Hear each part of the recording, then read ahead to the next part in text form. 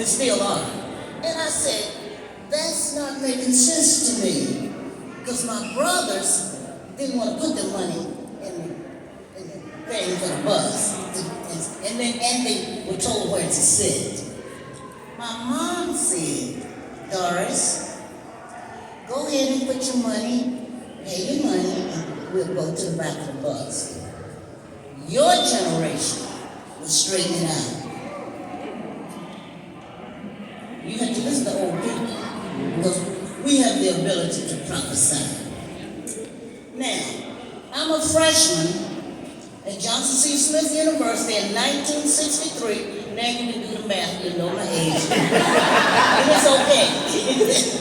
But very few people are still around that can tell you these stories about Charlotte.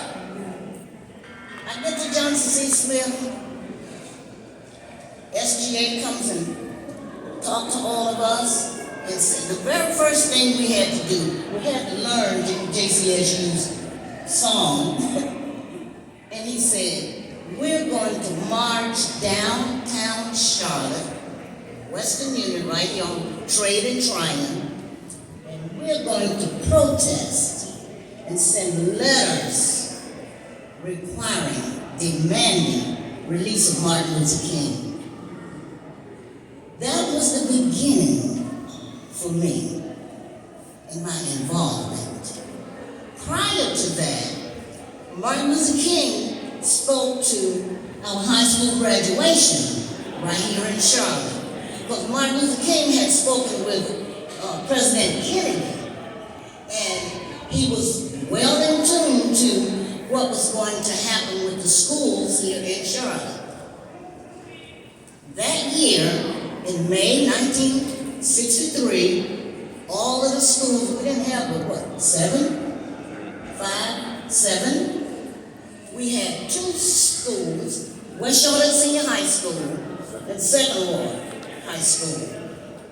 There were 4 or 5 schools out in what we call the county. That would be Sterling, Torrance Lytle, Plato Price, James Gunn.